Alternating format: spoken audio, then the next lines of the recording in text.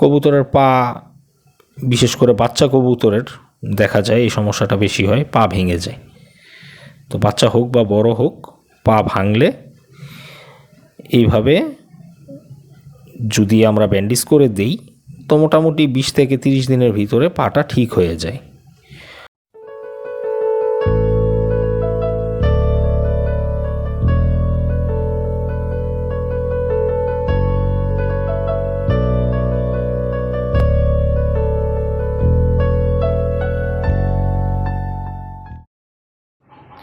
আসসালামু আলাইকুম রহমতুল্লাহ।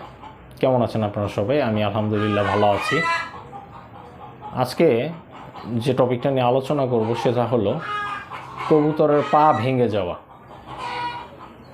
প্রায় সময়ই আমাদের কবুতরের বিভিন্ন কারণে পা ভেঙে যেতে পারে, বিশেষ করে বাচ্চা কবুতরের এই সমস্যাটা বেশি হয়। তো কবুতরের পা যদি ভেঙে যায় তো সেটাকে আমরা প্লাস্টার করে দিব। তো কিভাবে প্লাস্টার করতে হয় সেটা আমি আজকে আপনাদেরকে আমার এই ভিডিওতে দেখাবো। চলুন দেখি। আসসালামু আলাইকুম রহমতুল্লাহ। কেমন আছেন আপনারা সবাই? আমি আলহামদুলিল্লাহ ভালো আছি। আজকে কবুতরের পা ভেঙে গেলে কিভাবে ওটা প্লাস্টার করতে হয় দেখাবো। কবুতরের পা ভেঙে গেলে পায়ের হাড়টা ঠিক জায়গা মতো বসিয়ে নিতে হবে প্রথমে। তারপর তুলা বা একটা টুকরা কাপড় দিয়ে জায়গাটাকে আলতো করে পেঁচিয়ে নিতে হবে। এরপর দুটো আইসক্রিমের কাঠি যে জায়গাটায় আপনি ব্যান্ডেজ করবেন ওই মাপ মতো কেটে নিয়ে দুই পাশে বসাতে হবে। পায়ের হাড়টার দুপাশে আমি যেভাবে বসাচ্ছি ঠিক এভাবে বসাবেন। তারপর ওয়ান টাইম ব্যান্ডেজ দিয়ে কাঠিগুলোকে সুন্দর মতো পেঁচিয়ে দিবেন। আপনি যদি চান ওয়ান টাইম ব্যান্ডেজ ব্যবহার করবেন না, গজ ব্যান্ডেজ ব্যবহার করবেন, তাও করতে পারেন। তবে খেয়াল রাখতে হবে যাতে বেশি টাইট না হয়ে যায়, তাহলে কিন্তু রক্ত চলাচল বন্ধ হয়ে পায়ে পচন ধরবে।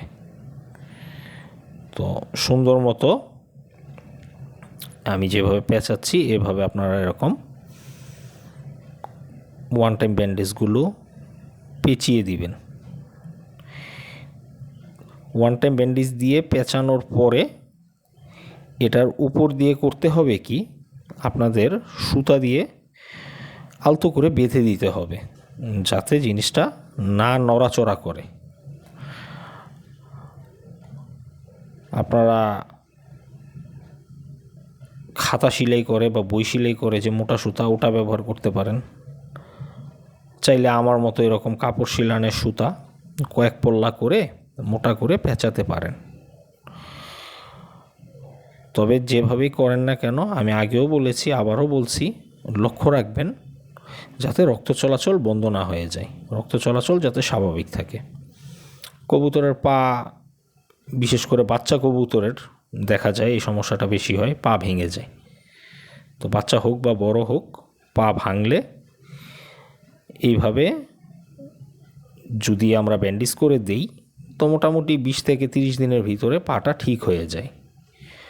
আর ব্যান্ডেজ করার পরে প্রতিদিনই ব্যান্ডেজটাকে চেক করতে হবে যে ব্যান্ডেজটা জায়গা থেকে সরে গেল কি না, বা পায়ের রক্ত চলাচল স্বাভাবিক আছে কি না, এটা খেয়াল রাখতে হবে। যদি দেখেন কবুতরের পা নীলচে হয়ে যাচ্ছে বা কালচে দেখা যাচ্ছে পায়ের তালু, তো নীলচেও হতে পারে কালচেও হতে পারে, তো তখন বুঝবেন যে রক্ত চলাচল অস্বাভাবিক, তখন ব্যান্ডেজটা একটু লুজ করে দিতে হবে। আর অবশ্যই খেয়াল রাখতে হবে, আগে আমি যেটা বললাম যে হাড়টাকে জায়গা মতো বসিয়ে নিতে হবে এবং হাড়টা যেদিক দিয়ে ভাঙছে তার দুই পাশ দিয়ে সাপোর্ট দিতে হবে। আমি এখানে টুকরা কাপড় প্রথমে পাটার মধ্যে দিয়ে তারপর কাঠিগুলো লাগিয়েছি। আপনারা চাইলে কটনও ইউজ করতে পারেন। আর টুকরা কাপড় যদি ইউজ করেন অবশ্যই সুতি কাপড় ইউজ করবেন। ব্যান্ডেজটাকে করে ফেলার পরে যে জিনিসটা প্রয়োজন হবে আপনাদের, কবুতরটা যাতে পায়ের মধ্যে চাপ না দেখায়। তো কবুতরটা যদি হাঁটাচলা করে তাহলে পায়ে চাপ খাবে, এটাই স্বাভাবিক। তো যেটা খেয়াল রাখতে হবে আপনাদের, কবুতরটা পায়ে যাতে চাপ না দেয়। এখন চাপ কিভাবে খাবে না, কবুতর তো রেখে দিলে হাঁটাচলা করবেই। এর জন্য আমাদের যেটা করতে হবে, একটা টুকরো কাপড়ের মধ্যে গলা বরাবর একটা ছিদ্রি আর 2 পায়ের মাপ নিয়ে 2টা ছিদ্রি করতে হবে।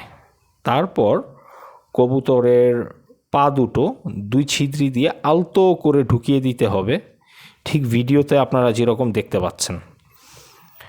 আলতো করে পাটা ঢুকাবেন, ঢুকিয়ে গলাটাও ওই ছিদ্রি দিয়ে ঢুকিয়ে দিবেন। মোট কথা কাপড়টার উপরে কবুতরের বুকের যে ভরটা নিম্নাংশের ওই ভরটা পড়বে। গলাটা ঢুকিয়ে দিয়ে তারপর পাটাও তো ঢুকানো হয়েছে আগে, তারপর কাপড়টাকে পেঁচিয়ে পাখার নিচ দিয়ে এনে আপনারা দেখতে পাচ্ছেন এমনভাবে করতে হবে যাতে কবুতরটা কাপড়টার মধ্যে বসে থাকে। আর এই কাপড় লাগালে অবশ্যই আপনারা একটা জিনিস খেয়াল রাখবেন, কবুতরের পায়ুপথ যেদিক দিয়ে কবুতর ড্রপিং করে ওই জায়গাটার মধ্যে যাতে কাপড় লেগে না থাকে। যদি কাপড় লেগে থাকে তাহলে কিন্তু ড্রপিং লেগে নোংরা হয়ে ওই জায়গাটার মধ্যে ঘা সৃষ্টি হবে, ওটা অবশ্যই খেয়াল করবেন। তো এইভাবে কাপড়টা দিয়ে কবুতরটাকে বসিয়ে কাপড়টার মধ্যে কবুতরটাকে ঝুলিয়ে রাখবেন একটা খাঁচার ভিতরে, এবং কবুতরটার সামনে খাবার পানি দিবেন, একটু উঁচু করে দিবেন কোনো কিছুর উপর রেখে, যাতে কবুতরটা ওই কাপড়ে ঝুলিয়ে থাকা অবস্থায় ঠুকরিয়ে ঠুকরিয়ে খাবার পানি খেতে পারে, পায়ে যাতে কবুতরটার চাপ না পড়ে।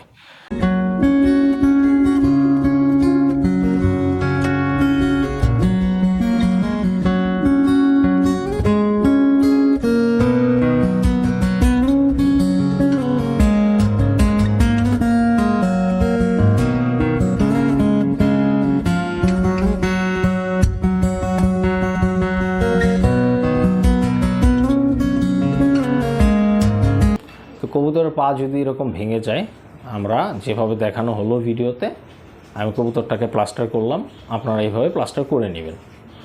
আর পা যখন ভাঙবে যেদিন, কবুতরটাকে সেদিন থেকে পরপর টানা 3 দিন মানুষের রোলাক ব্যথার ট্যাবলেট হাফ করে দিনে 2 বার দিবেন।